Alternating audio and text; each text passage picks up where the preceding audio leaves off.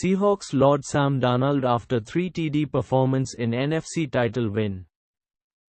Seattle, even as Sam Darnold was helping the Seattle Seahawks win a franchise record 14 games during the regular season on their way to the NFC's number 1 seed. Questions persisted about his big game ability and whether he could avoid the costly mistake. Wonder no more. In the biggest game of his 8-year NFL career, Darnold answered those questions resoundingly, throwing 3 touchdown passes with 0 turnovers to power Seattle to a 31-27 win over the Los Angeles Rams in the NFC Championship game on Sunday night at Lumen Field. Darnold can win the big game, despite playing at less than 100%, and even on a night when Seattle's elite defense didn't have its best stuff. The quarterback has his team in the biggest game of all, with the Seahawks set to play the New England Patriots in Super Bowl 60 on February 8 at Levi's Stadium in Santa Clara, California. You can't talk about the game without talking about our quarterback, Seahawks coach Mike McDonald said. He shut a lot of people up tonight, so I'm really happy for him. Darnold was playing his second straight game with a left oblique injury he suffered in practice January 15. When the Seahawks beat the San Francisco 49ers 41-6 in the divisional round 2 days later, he had to attempt only 17 passes before he was pulled with about 9 minutes left and the game all but over. The Seahawks needed much more from Darnold on Sunday night against a Rams defense that has been his nemesis, and Seattle's Pro Bowl quarterback delivered. He completed 25 of 36 attempts for 346 yards, playing aggressively without putting the ball in harm's way. He has gone 3 straight games without a turnover. Darnold was particularly effective in the deep passing game. Per ESPN research, he completed 7 attempts thrown 10+ yards beyond the line of scrimmage, including 5 to Jackson Smith-Njigba for 96 yards and a touchdown. In the 2 regular season meetings with the Rams, he had 8 such completions with 3 interceptions. In those meetings, he had 6 total interceptions and 2 touchdown passes. The Rams won the first meeting 21-19 at SoFi Stadium in Week 11.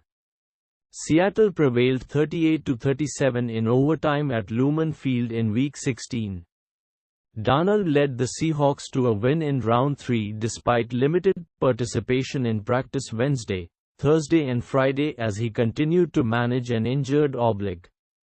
Darnold received a pain-killing injection pre-game, as he did last week, sources told ESPN's Adam Schefter.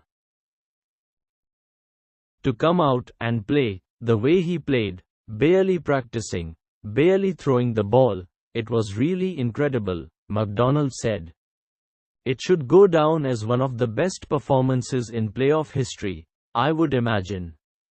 It's hard to stack it, but I can't imagine anybody playing any better.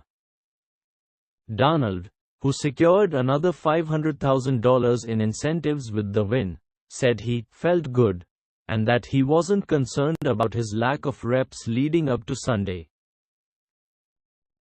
I think middle of the season, week 9 or 10, it might have been a bigger problem, he said.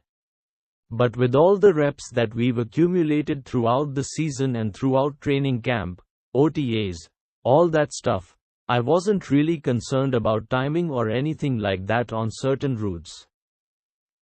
Smith-Njigba, who led the league in receiving yards during the regular season, had 10 catches for 153 yards and gave Seattle a 17-13 second quarter lead when he caught the first of Darnold's 3 touchdown passes.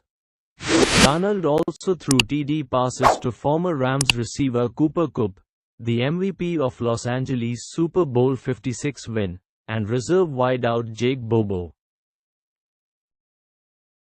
I'm rolling with Sam all day, Smith-Njigba said.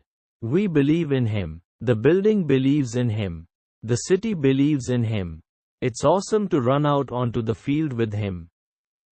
Kenneth Walker III took on a larger role after Zach Charbonnet's torn ACL last week, and Seattle's new primary back stepped up again. After finishing with 3 touchdowns in the divisional round, he scored Seattle's first TD on Sunday and accounted for 111 yards on a season-high 23 touches, 8 more than he averaged during the regular season while splitting time with Charbonnet. "He's just worked. That's all he's done," McDonald said. "Now, he has an opportunity to really carry the load, and he's doing a great job. We're going to need him for one more game." Earlier this week, the Seahawks social media department posted a video with clips of McDonald telling his players to imagine hosting the NFC Championship game on a wet and windy day in Seattle, and about how they'd become a team that won't die, that won't quit. He was prescient about everything but the weather. The Seahawks fell behind 13-10 in the second quarter Sunday before answering with Darnold's touchdown pass to Smith-Njigba. They led for much of the game despite their top-ranked scoring defense again struggling to contain Puka Nacua, who caught 9 passes for 165 yards and a touchdown, with 44 of those yards coming on a first-quarter catch over Pro Bowl cornerback Devon Witherspoon. Witherspoon gave up another big play by Davante Adams. But with the game on the line, Witherspoon broke up Matthew Stafford's pass intended for tight end Terrence Ferguson in the end zone on 4th and goal from the 4 with just under 5 minutes remaining. "That's Devon Witherspoon," McDonald said.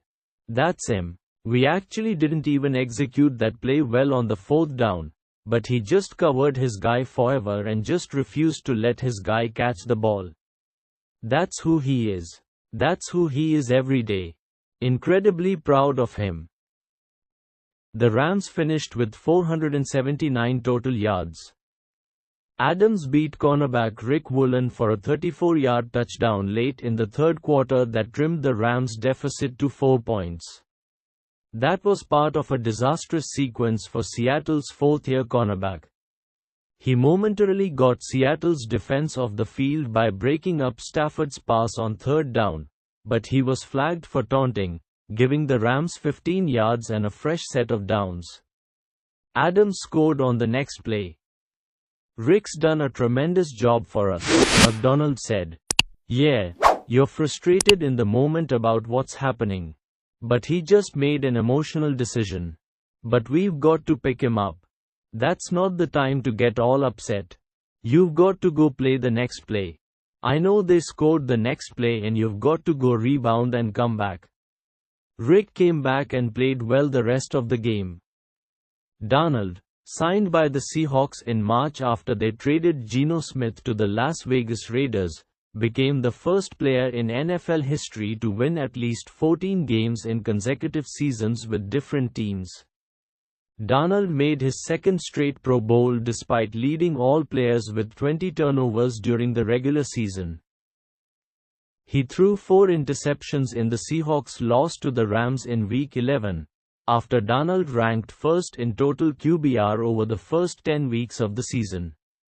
After that game, linebacker Ernest Jones-Ivy passionately defended the quarterback, saying Darnold had been balling, and that he shouldn't be defined by one bad performance. "Everything that I said, I stood on it," Jones said Sunday while holding a victory cigar in his right hand. "Sam's a baller, like I said. Doubt Sam if you want to. Sam's going to show up every time.